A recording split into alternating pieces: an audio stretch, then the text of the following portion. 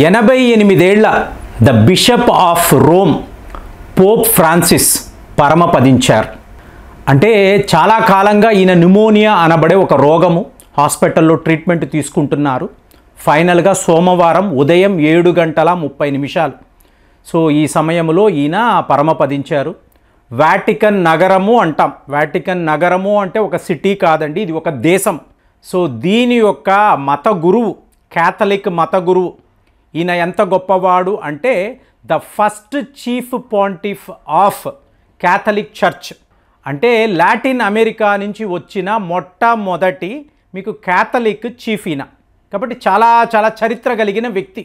So ఇప్పుడు ప్రపంచ స్థాయిలో మీకు ఎన్నో వైపుల నుంచి కండోలెన్స్ మెసేజెస్.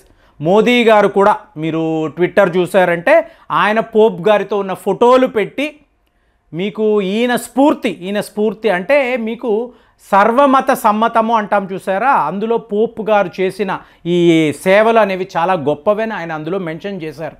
అలాగే మీకు ఐఫుల్ టవర్ అంటాం చూసారా, దాని యొక్క లైట్స్ను ఆఫ్ చేశారు. ఇమాన్యుయల్ మ్యాక్రోన్ కూడా చాలా పెద్ద మెసేజ్. మీకు ఇటలీ యొక్క ప్రధానమంత్రి మీకు జార్జియా మెలోని, ఈవిడ కూడా చాలా ఇన్స్పైరింగ్ లైఫ్ అని పెట్టారు. సో యూరోప్లో చాలామంది నాయకులు ఇది జరిగింది కదా. సో ఇప్పుడు మీలో ఎంతోమంది క్రైస్తవులు చూస్తూ ఉంటారు. మీరు చెప్పండి, ఈ తరువాత Pope the bishop of Rome మీరు సెలెక్ట్ చేయాలి కదా, ఎలా చేస్తారు? ఇందులో చాలా చాలా రహస్యాలు దాగి ఉంటాయి. మరి ఈ ప్రక్రియ ఎలా జరుగుతుంది? ఈ ప్రొసీజర్ ఏమిటి? ఇప్పుడు ఈయన ఇల్లు ఉంది కదండి, వాటికన్ సిటీలో ఈయన ఇల్లు ఉంది. కాసా శాంటా మాతా అంటారు.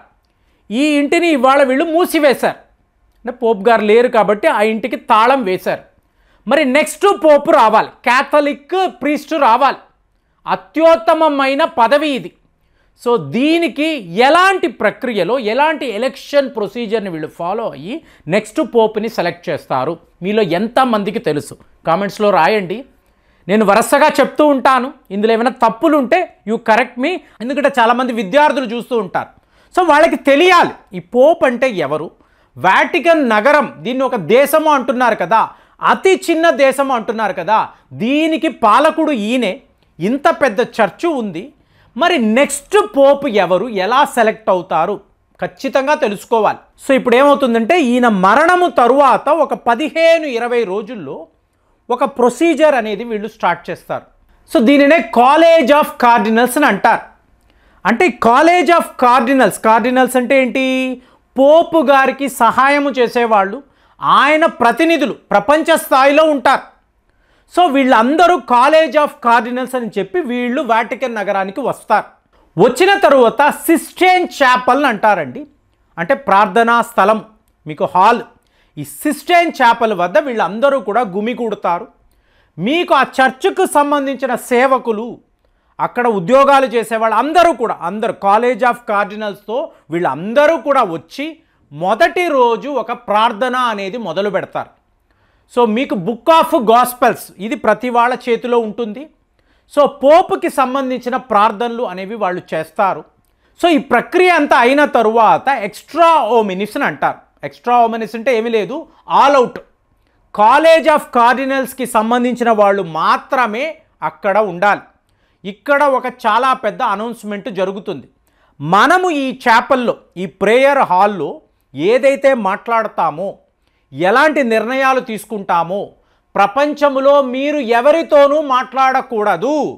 అంటే ద బుక్ ఆఫ్ గాస్పెల్ సాక్ష్యంగా మీరు ఈ విషయాలు ఎప్పుడూ ప్రస్తావించకూడదు అని చెప్పి వీళ్ళు ఒక ప్రతిజ్ఞ అనేది తీసుకుంటారు. ఎందుకండి ఇదంతా అంత పెద్ద విషయం అంటే, మరి ఆయన ప్రపంచంలోనే క్యాథలిక్ చర్చ్ యొక్క చీఫ్ కదండి. మీకు ఈ ప్రపంచంలో అతిపెద్ద మతం ఏంటి? క్రైస్తవ మతం. అందులో క్యాథలిక్ చర్చ్ అన్నప్పుడు చాలా చాలా పవర్ఫుల్. క్యాథలిక్స్ అంటాము, ప్రొటెస్టెంట్స్ అంటారు. ప్రొటెస్ట్ నుంచి వచ్చిన ఒక మాట. ఈ నియమాలు కాదు, ఈ నియమాలను మార్చండి అని చెప్పి వ్యతిరేకించే వాళ్ళు ప్రొటెస్టెంట్స్ అని అంటారు. ఇప్పుడు మీరు కలకత్తా వెళ్ళారు, మిషనరీస్ ఆఫ్ చారిటీస్ అంటారు కదా, మదర్ తెరసా గారి చర్చ్. అక్కడికి వెళ్ళారు అనుకోండి, ఆవిడ ముందు ఇదే అడుగుతారు, మేము క్రైస్తవులమండి అన్నారు అనుకోండి, ఆవిడ మీరు క్యాథలిక్సా ప్రొటెస్టెంట్సా అని అడుగుతారు. ఒకవేళ మీరు ప్రొటెస్టెంట్స్ అన్నారు అనుకోండి, ముందు క్యాథలిక్ మతంలోకి మారండి అదేంటండి క్రైస్తవమే కదా అంటే కాదు, క్యాథలిక్ మతమే నిజమైన క్రైస్తవము, ముందు ఇందులోకి మారండి అని ఆవిడ చెప్తారు. సో అలాగ క్యాథలిక్ చర్చ్ అనేది ఆల్ పవర్ఫుల్. సో అది వాటికన్ సిటీలో అక్కడ హెడ్ ఉన్నప్పుడు ఆ పదవి యొక్క గొప్పతనం, ఆ పదవి యొక్క ఇంపార్టెన్స్ చూడండి. సో దాంతో ఏమవుతుంది, 20 days తర్వాత ప్రేయర్ అయిన తరువాత ఈ కార్డియల్స్ అందరూ కూడా కూర్చొని ఈ ఓటింగ్ అనబడే ప్రక్రియను మొదలు పెడతారు. అక్కడ కూడా ఓటింగ్ ఉంటుందండి. ఇవాళ నాకు వచ్చే మెసేజ్లు చెప్పమంటారా, బోల్డ్ అంతమంది మన భారతీయులు ఉన్నారు కదా కార్డినల్స్గా, మరి వీళ్ళలో ఎవరైనా ద చీఫ్ పాంటిఫ్గా ఎన్నికవుతారా అంటే బిషప్ ఆఫ్ రోమ్ ఒక భారతీయుడు, అలాంటి ఒక కీర్తి మనకు దొరుకుతుందా? చాలామంది మిత్రులు మెసేజ్లు పెడుతున్నారు. కానీ టైట్ కాంపిటీషన్ అండి, హెవీ కాంపిటీషన్ ఉంటుంది. ఈ ప్రక్రియ అని చెప్తే మీరు నమ్మరు ఫ్రెండ్స్. మీకు ఈ ఓటింగ్ అనేది స్టార్ట్ అవుతుంది 4 days వరకు కూడా, అంటే ఉదయం 2 సార్లు, మళ్ళీ ఆఫ్టర్నూన్ 2 సార్లు మీకు ఇలాగ బ్యాలెట్ పేపర్స్ ఉంటాయి. అందులో నేను పలానా వ్యక్తిని ఎంచుకుంటున్నాను, చీఫ్ పాంటిఫ్గా ఎంచుకుంటున్నానని చెప్పి వీళ్ళు ఆ బ్యాలెట్ పేపర్ని బాక్స్లో వేస్తారు. వేసిన తర్వాత చూస్తారు, మీకు 2/3 అనేవి అక్కడ ఉండాలి. అంటే మీకు 100 మంది అంటే కనీసము ఒక 70 మంది అయినా మీకు పలానా వ్యక్తిని మేము ఎంచుకుంటున్నామని అనాలి. ఒకవేళ అనలేదు అనుకోండి, మళ్ళీ ఈ ప్రక్రియ స్టార్ట్ అవుతుంది. 2 days 3 days 4th day వచ్చే నాటికి మీకు మొత్తము కూడా ఈ పేపర్లు ఉంటాయి చూసారా, ఎవరు ఎన్నిక కాలేదు, మళ్ళీ మీరు ఎలక్షన్స్ పెట్టాలి. కాబట్టి ఈ పేపర్స్ని అంతా ఏం చేస్తారు, వీళ్ళు తగలబెడతారు. తగలబెట్టేటప్పటికి పొగ బయటకు వెళ్తుంది చూసారా, వెళుతున్నప్పుడు బయట ఉన్నవాళ్ళు నల్లని పొగ వస్తూ ఉంటే ఆహా ఎలక్షన్ ప్రాసెస్ ఇంకా జరుగుతుందన్నమాట, ఈ ప్రొసీజర్ ఇంకా కంప్లీట్ కాలేదు అంటే ఏంటి, నెక్స్ట్ పోప్ని ఇంకా వీళ్ళు ఎంచుకోలేదు అనే క్లారిటీ వస్తుంది. సో ఒక సందర్భంలో చూడండి 13వ శతాబ్దంలో మీకు 1268 నుంచి 1271 వరకు 13వ శతాబ్దం ఈ ఎన్నికలు అలా జరుగుతూనే ఉన్నాయి. జరిగితే ఏమవుతుందండి మీకు డౌట్ రావచ్చు. నథింగ్ అండి, ఈ కార్డినల్స్ అంతా మీకు అక్కడ చర్చిలోనే ఉండాలి, వీళ్ళు ఎవరు బయటికి రావడానికి లేదు.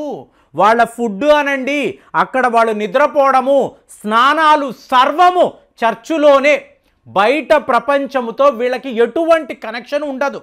ఒక వారం రోజులు అన్నారు అనుకోండి, ఏదో ఉన్నారండి, ఏకంగా 3 ఏళ్ల పాటు ఆ చర్చిలోనే ఉన్నారు అనుకోండి, పరిస్థితి ఏంటి? అలా కూడా జరిగింది. సో ఇది లాంగెస్ట్ అన్న తరువాత వీళ్ళ నియమాలు మార్చారు. ఇలా కుదరదు కదా, ఏళ్ల తరబడి పోపే లేని వాటికన్ సిటీని మనం ఎలా చూస్తాము? ద బిషప్ ఆఫ్ రోమ్ ఇంకా కూడా సెలెక్ట్ కాలేదంటే మనకే చెడ్డ పేరు అని చెప్పి ప్రొసీజర్స్ అన్నీ మార్చారు. అదే మీరు పోపు ఫ్రాన్సిస్ని చూసారు అనుకోండి, ఈయన 2 రోజుల్లో ఎలక్ట్ అయ్యారండి. 2 days ఈయన పేరు రావడము, అందరూ కూడా ఈయనే మన పోపు, ఈయనే బిషప్ ఆఫ్ రోమ్ అని చెప్పి ఈయన సెలెక్ట్ చేశారు. అంటే అంతలాంటి ఒక పాపులారిటీ కలిగిన వ్యక్తి ఈయన. సో ఇప్పుడు ఈయన మరణము అనేది ప్రపంచం అంతా కూడా ఉలికి పడింది.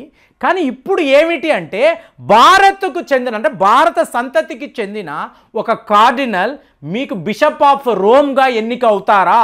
అలా జరిగితే దేశానికి ఎంత గొప్ప పేరు, ఇది ఇవాళ అందరూ మాట్లాడుతున్నారు. మరి అలాంటి ఒక ఎలక్షన్ ప్రాసెస్లో ఒక భారతీయుడు ఎన్నికైతే మీరేం ఆలోచిస్తారు?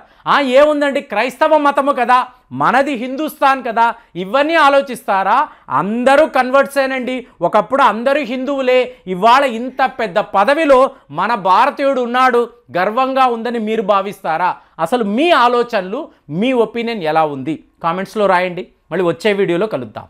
జై హింద్.